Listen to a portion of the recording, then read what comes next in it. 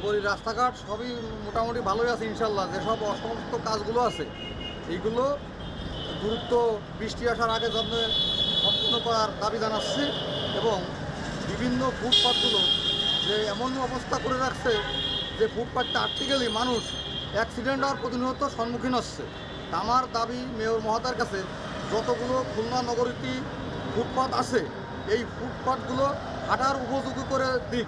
খুলনার রাস্তাঘাটে কিছুদিন আগে দেখলাম যে আপনার কিছু কিছু রাস্তায় ঢালাইয়ের রাস্তা করা হয়েছে। অবশ্য রাস্তাগুলো অনেক প্রোটেকশন করা হয়েছে, কিন্তু যে আসলে কিছু আবার কাজ শুরু করছে ওয়াসা এবং অন্যান্য পাইপ লাইনের কাজ করা হয়েছে, এই রাস্তাগুলো আবার কাটা হয়েছে। সরকারি রাজস্ব থেকে আমরা আসলে এই কাজগুলো করা হয়েছে, কিন্তু অনেক হিউজ পরিমাণে দেখা যাচ্ছে কোনো প্ল্যানিং নাই। প্ল্যানিং না থাকার কারণে সরকারি রাজস্ব নষ্ট হচ্ছে।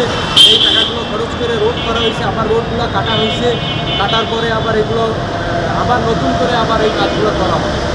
নগরীর যে রাস্তাঘাটগুলো আছে বর্তমান দেখা যায়, আমি মনে করি এটা আমরা দায়িত্বশীলদের কোনো জনগণপ্রতি কোনো খবর পেয়েছি। নগরীর বিভিন্ন পরিবহন বিভিন্ন পথে আগে কংক্রিট ঢালাই রাস্তা সেটা কাটছে, কেটে চলাচল সম্পূর্ণ অনুপযোগী।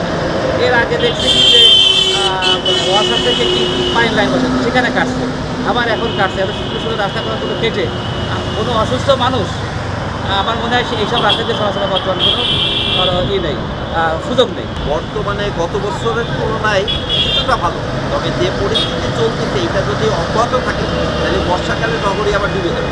যদি কাজটা বন্ধ রাখা হয় বর্ষাকালে বা বর্ষার আগে যদি কমপ্লিট করে বেরিয়ে আসা যায় তাহলে নগরবাসীর জন্য এটা স্বাচ্ছন্দ্য বোধ করবে। কিন্তু যদি কাজ চলমান থাকে তাহলে খুলনা নগরী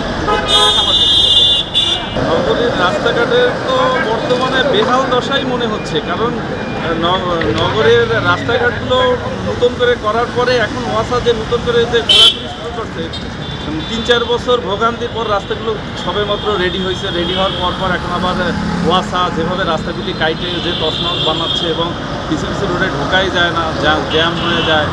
এই রোজা রমজানের দিন অন্যান্য সময় আরও সামনে যে বৃষ্টি আসতেছে এই বৃষ্টি কিন্তু মহা দুর্ভোগ আসবে বলে আমি মনে করি।